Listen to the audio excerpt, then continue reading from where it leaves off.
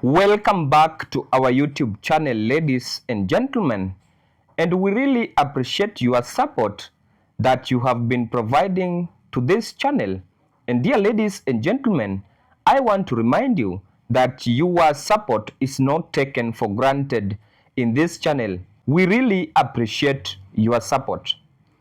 Now, as the divisive politics of us versus them continues running in this country, Kenya, where the opposition is eyeing to send the President William Ruto back home after what they say is a non-performing government, and it is the government that doesn't listen to its people.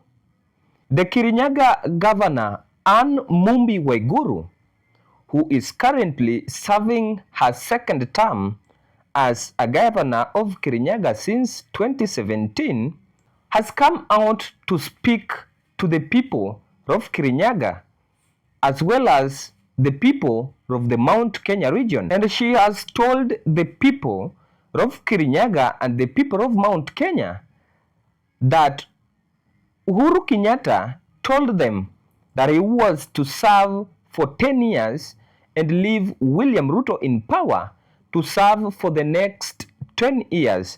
And now, because she says that the opposition has no direction, she cannot keep on following someone who the law restricts from politics.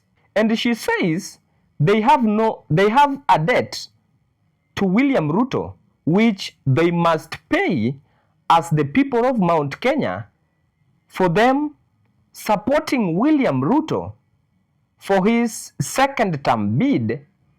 And if they achieve that, they will have paid the debt they have to William Ruto. Mimi kawaida yangu siendi upande ambao hauna mwelekeo. Sisi tumesema kama watu wa Kirinyaga na pia viongozi. Uhuru mwenyewe ndo alituambia 10 yake, 10 ya Ruto. Ruto amefanya 5. Mimi nawahisi kama watu wa Mount Kenya, mulipe hiyo yake ingine 5. Hiyo deni itutoke. Okay? Hiyo deni tutoke kwa sababu watu wa Mount Kenya hawaishi kwa nchi peke yao. Na tusipolipa deni vile ambapo tulikuwa tumewaahidi, kule mkijaribu kuenda upande mwingine wa nchi utakumbushwa nyinyi kama watu wa Mount Kenya hamtimizi ahadi zenu. Na kura za Mount Kenya ni mingi ndio, lakini za Mount Kenya hazitoshi kutoa rais. Lazima kukue na kura kutoka eneo mbalimbali za nchi. Kwa hivyo tunawaomba, na nimesema nikiwa kila mahali. Jana nilikuwa upande wa Kiambu, nimesema mimi niko upande wa TUTAM kwa sababu ya hayo. Hii upande ya kushinda tukifuata mtu ambaye ye mwenyewe hakubalishi kusimama, na sio mimi nimemkataza, ni katiba. Kwa hivyo haizi simama president, haizi simama deputy, haizi simama MP, haizi simama senator. Na sisi sasa tumewacha hii ambayo nyumba tumejenga, sasa anatuambia twende tukajenge ingine na hana ile namna ya kujenga. Mimi nawaahidi na waomba kama watu wa Kirinyaga na watu wa Mount Kenya, tufikirie sana hiyo mambo. But before we continue, dear ladies and gentlemen, allow me just make a humble request that if you are watching this podcast and you've not subscribed to this channel, kindly subscribe to the channel and activate the notification so that next time we do a video like this, YouTube will automatically notify you. Like our videos and comment to show your support to our work in this channel. And to those who have already subscribed to this channel, we say thank you very much for your continued support to our work in this channel. Now, surprisingly, the Githunguri Member of Parliament, Gathoni wa Muchomba, whom I had told you that the president sees her like someone who doesn't have a stand because she keeps on joining political parties and leaving them at her own pleasure. Although her last move to the UDA party was contributed to by Moses Kuria as the middleman of the President William Ruto to convince Gathoni wa Mushomba to join the UDA party. Now, Gathoni wa Mushomba has also spoken about supporting William Ruto, and this is what she said.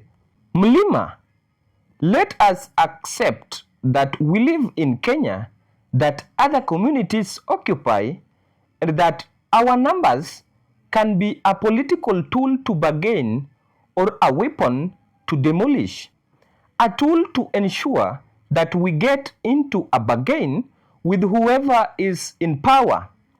Without entitlement, we can respectfully negotiate without blackmail. President Uhuru did so in 2009 and agreed to have President William Ruto support him into presidency in 2013. They agreed on 10 to 10 year support pact. We are almost there into fulfilling it. Uhuru managed to stabilize a country that was on the verge of anarchy. He became our true kingpin. We are now at our worst times, where our differences aren't external, they are internal, where leaders from our community are attacking each other in every forum, including in solemn events like funerals and sacred places such churches.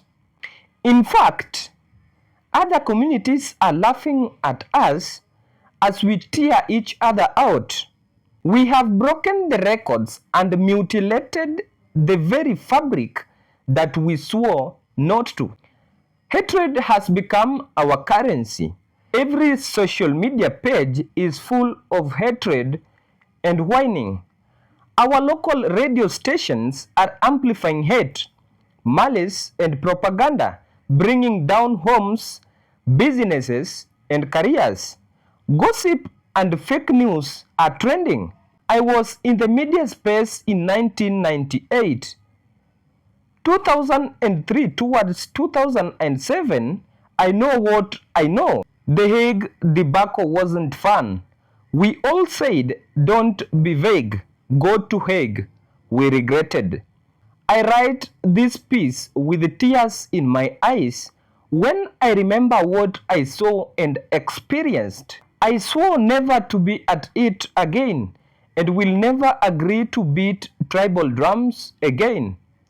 Now the Gen X and Gen Z may not have a feel of election violence. They grew up in peace and respect.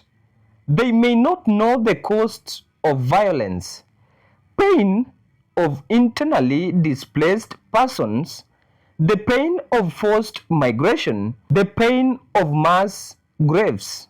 I have made a conscious decision to allow President Ruto to govern in peace, reminding him of responsibility as a steward of the country and help him recover the lost trusts and achievements.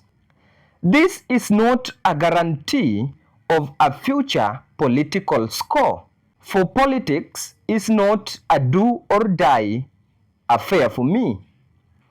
I carry the duty of those who elected me to serve them and lobby for their interests. They didn't send me to fight governments. They sent me to defend them, which I have done in parliament and in other arena head high. I believe in kumi ya Uhuru and committed to kumi ya Ruto. I elected him in 2017 knowing very well he's not from Mlima, and so I will support him knowing the same. Kenya is bigger than Mlima. Kenya is for all of us. I hold a Kenyan degree, not a Mlima degree.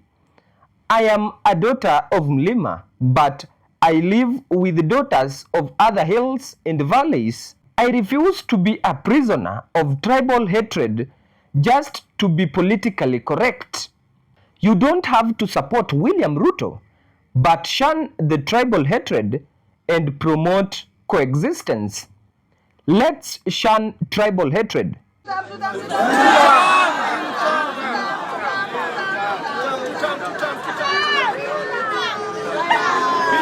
Bila break.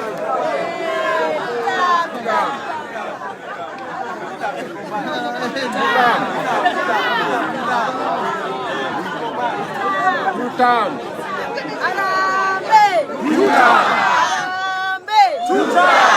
Shamba wapi? Gongori wapi? Kajae wapi? Mojembe wapi? Tafadhali wapi? Kisha maneno. Now let me ask you a very simple question. Do you think a tribal politician can support another politician from the other community to become a president, leaving the other politicians from his community? You know, as we say that Rigathi Gachagua is a tribal politician, there are some factors or circumstances that if we come to consider, we need just to be quiet instead of speaking about them. Now, because Uhuru Kenyatta had agreed with William Ruto that they will serve a 10-year presidency, each of them, that one doesn't mean that it has to happen. It is something that the people are supposed to make the decision by themselves according to how the government has delivered services to the people. And now the thing that stands is that if the people don't get or don't see the services that the government has delivered to them, they will choose another candidate to be elected as their president. And if the president has worked, and because if the president has worked, there is no need of telling the people that we have done this and this. The people themselves are able to see that yes, it is true, this government has done this and this to us, and we need to re-elect them to serve us for the next 5 years to come.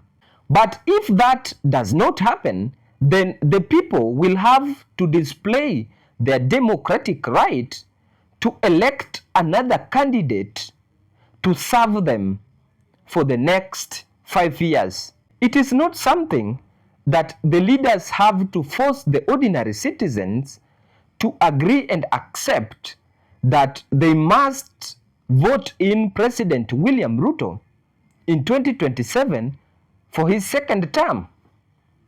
And that is what I can tell the Kirinyaga County Governor and the Githunguri Member of Parliament, that if we are to re-elect William Ruto, we will re-elect him according to what he has delivered to us, not because they agreed with Uhuru Kenyatta, I mean, that they will serve a 10-year presidency, each of them.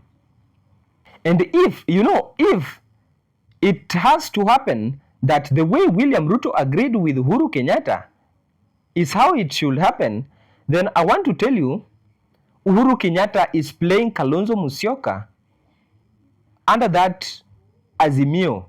Yes, if it is true that it has to come the way they planned, then Kalonzo Musyoka better finds his space before the game goes against him. Ladies and gentlemen, thank you for watching this podcast. And if you've watched it and you've not subscribed to the channel, I want to humbly request you to subscribe to the channel, click the notification bell, like our videos, comment and share. And for those who have subscribed to this channel, we say thank you very much for your continued support to our work in this channel.